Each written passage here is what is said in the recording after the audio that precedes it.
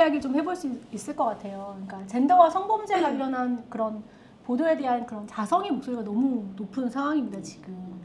언론계에서도 좀 이거에 대한 자성의 목소리가 좀 있는 편인 거죠? 좀 어떻게 보시나요? 네, 자성의 목소리. 네네.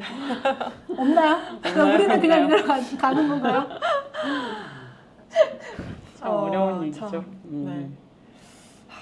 그러니까 과거보다는 그래도 나아지지 않았을까 싶긴 한데, 그러니까 예를 들어 그런 좀 성범죄 관련 자극적인 보도가 나오거나 이런 퐁퐁남처럼 여성 혐오 콘텐츠가 나오거나 그럼 이에 대한 뭐 반박성 칼럼이나 기사가 나오거나 이런 거는 과거보다 많이 나오는 것 같긴 한데, 근데 이제 이 수준으로는 사실 안 되죠. 안 된다고 생각하고, 좀 어떤 게 더 필요하냐 생각해 봤을 때 저는 이런 젠더라는 거를 단순히 여성의 문제를 다루는 게 젠더가 아니고 젠더와 다른 분야를 좀 의식적으로 계속 연결해서 볼 필요가 있는 것 같아요.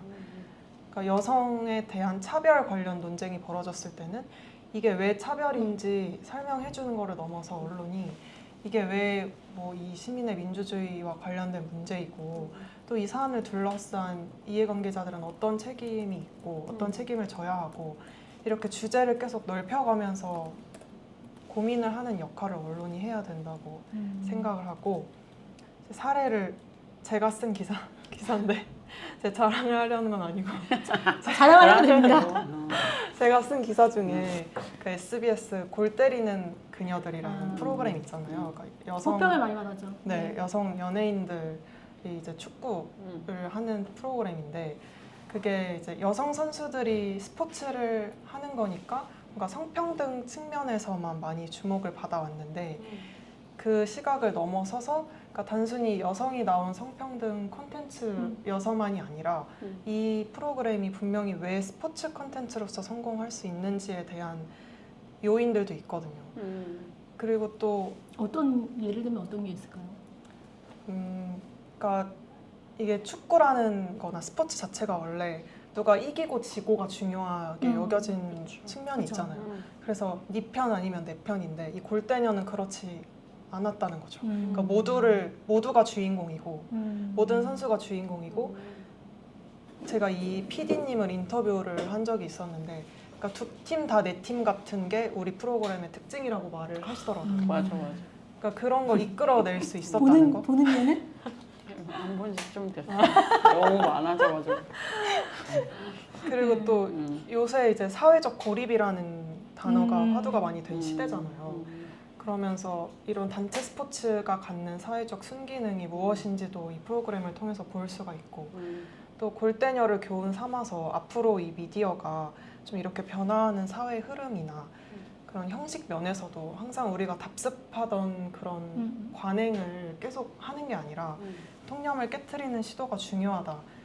이런 것까지 이제 함의를 끌어낼 수 있는 콘텐츠인 거죠, 골대녀는. 이렇게도 넓혀볼 필요도 있다고 생각하고, 또 사실 미디어 오늘 입장에서도 나쁜 보도만 비판한다고 생각하시는 분들이 많은데 좋은 보도를 저희가 많이 주목을 하기도 해요. 그러니까 더 의식적으로 하려고 노력하고 있고, 왜냐하면 좋은 보도를 조목조목 살펴보는 것도 이 기자들한테 이게 더 많이 공유가 돼요. 어떻게 쓰는 게 좋은 보도인지, 이런 새로운 접근 방식도 있다. 예를 들어서 최근에 이건 해외 사례지만 그 BBC가 버닝썬 사건을 다시 주목한 다큐멘터리가 있었잖아요. 그것도 뭔가 기존의 이 국내 언론 보도, 자극적으로만 소비한 언론 보도랑 다르게 그러니까 여성들의 이야기에 집중을 했고 여성 혐오가 본질이라는 걸 정확히 짚어내면서 되게 큰 주목을 받고 조회수를 올렸는데, 이런 걸 어떻게 취재를 했고 어떤 고민이 있었는지 뭐 BBC 팀을 인터뷰해서 제가 이제 인터뷰를 했었거든요. 그래서 이런 거를 공유하는 것 자체가 되게 긍정적인 자극을 줄 수 있다. 좀 선정적이고 단편적인 성범죄 하나면 그런 보도 행태를 조금은 지적할 수 있는 효과가 있다. 그래서 이런 보도도 좀 많아졌으면 좋겠습니다.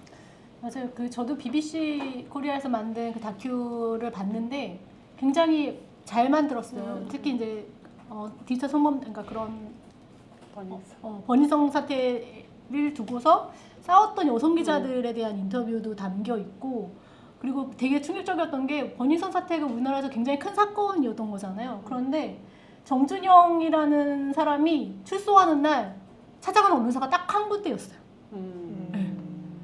관심이 엄청 식은 거죠, 사실은. 그런 것들이 문제라는, 그러니까 꾸준히 좀 조명하지 못하고 그런 것들이 문제다라는 것도 그 다큐가 좀 얘기하고 있어서 볼만한 그런 다큐였다, 이런 맞아. 얘기 좀 해볼 수 많이들 있을 것 같아요. 보시기도 하셨고. 제가 그 미래의 인공지능은 지금의 세계를 학습한다고 네. 지난번에 말씀드렸잖아요.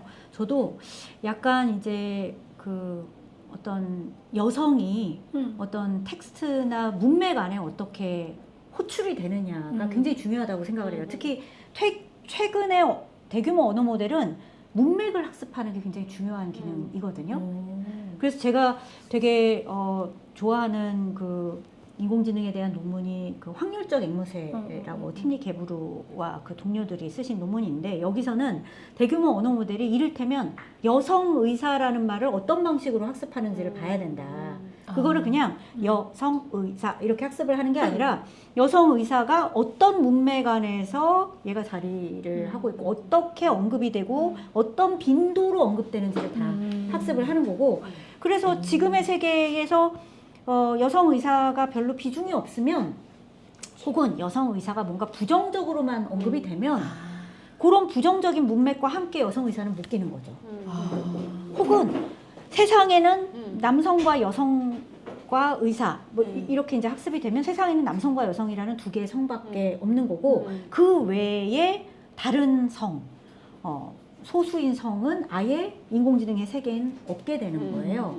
그러니까 이 빈도수, 그리고 어떤 맥락에서 얘가 언급이 되는지가 인공지능이 학습할 세계에서 굉장히 중요하기 때문에 그 예를 들면 여성이랑 관계된 어떤 보도나, 특히 인공지능이 보도 어마어마하게 학습을 하거든요. 그렇죠. 예, 논란도 있었잖아요. 그렇죠. 아니 지금 뭐 하지 말라고.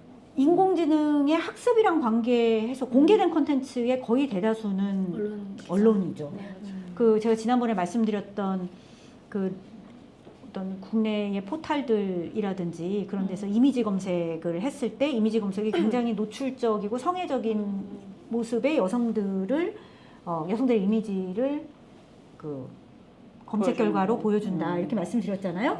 그런데 그 검색 결과의 상당수가 언론이었다는 거예요. 아까 검색해보니까 다 기사더라고요. 예. 그 언론에서 굉장히 여성들의 신체를 강조한 사진들, 그렇죠. 예, 이런 것들을 가져다가 많이 대단. 보여주는 거고, 그걸 또 인공지능이 학습을 하는 거잖아요. 그러면 그런 방식이 아닌 다른 방식의 그 여성이 언급되는 맥락 이런 거를 사실 만들어가는 게 되게 중요한 시대가 됐다고 생각을 합니다.